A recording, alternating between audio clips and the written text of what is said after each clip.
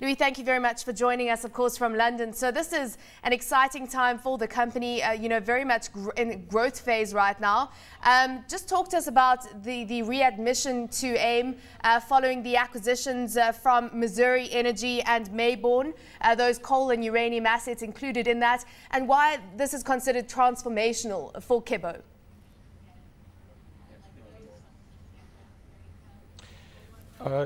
The transaction that we completed right now is an integral part of the strategy that we announced earlier this year, whereby we decided to position Kibo as a multi-commodity play in Tanzania. In other words, Tanzania focused.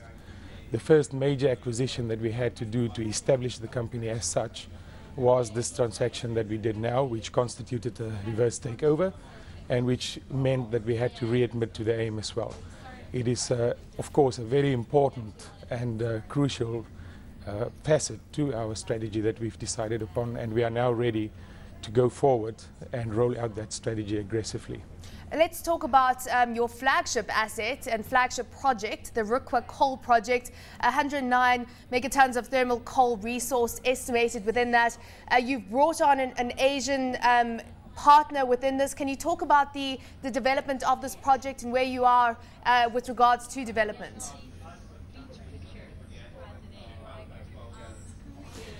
Well, as we have announced earlier, the Asian conglomerate that we signed the MOU with was signed with a view of developing a power station, a coal-fired mine-mouth power station on the Ruka project. The reason why we decided to do that is because this will become a critical energy play, strategic for the economic development of that region, and hence the reason that we signed this agreement. At the moment, we're still in the early stages of discussing the broad outlines for this transaction, or for this development rather, with the Tanzanian government, and which will also have critical input into the final joint venture that we hope to establish between ourselves and the Asian conglomerate. As I said, it's still early stages, but we believe that we will be able to move along with this rather quickly going forward. And once we are in a position to sign the tripartite agreement, if I can put it that way, between ourselves, meaning Kibo, the Asian conglomerate, and the Tanzanian government, this will be put on an accelerated development path, and we believe that the time frame that we've set forward for this is 48 months. In other words, we will have to develop the mine that will produce the coal for the power station, as well as the power station, within 48 months from the date that we decide, or that we sign the formal agreement or arrangement between ourselves and the government. It is therefore a very important project, not only for us, but also for that region, and we have a lot of confidence that this will develop into a project that will bring a lot of benefit for Kibo and for its shareholders. I mean, you've been operating, if I'm stand to be corrected, but in Tanzania since the mid-1990s. So you do have, that kind of working relationship and understanding of how things work in Tanzania. What is your experience of the operating environment there? Well, this is the reason why we decided to change our strategy from a single commodity company to a multi-commodity company focused within Tanzania, because we have so much confidence in the operating environment, because we have so much confidence in the way that the government is, or the country is developing and growing at the moment. So from our perspective and experience in Tanzania, we've always had a very positive experience. We've always believed in what Tanzania has to offer, and there's still a lot that Tanzania can give and develop into in time to come.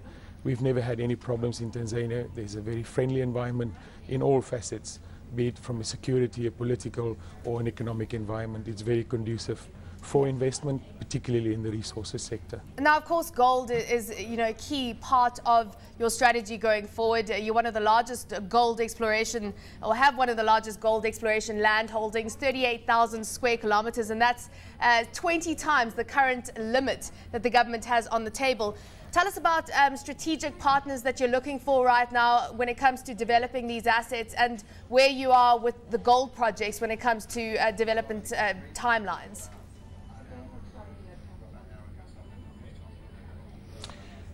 As stated when we first launched our new strategy, we are developing each one of the commodity silos that we have in the company on its own merit and on the basis of its own business case. In other words, that would apply for the gold, for the nickel, for the coal and the uranium. So we do not treat any one of these as such as with any higher priority than the others. We treat them each on its own merit, and that goes for the gold side as well. We've managed to put the entire gold portfolio, like we've done with all our other portfolios, through its first stage of development, in other words, first stage of exploration.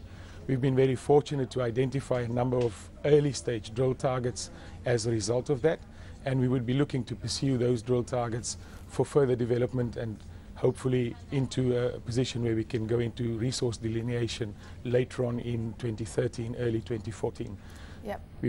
Our whole objective is therefore to get our gold portfolio to such a level where we'll have more than one resource that we can declare, all things being equal. I mean, it's all dependent on whether the geology plays along. But from a work program point of view, it's on a 3-year development cycle, and we're now going into stage 2 in the next year, in this next field season. But of course, Louis, I mean, this is part of your strategy. You're an early stage exploration developer, and you hope to eventually, ultimately sell these assets or spin them off and list them.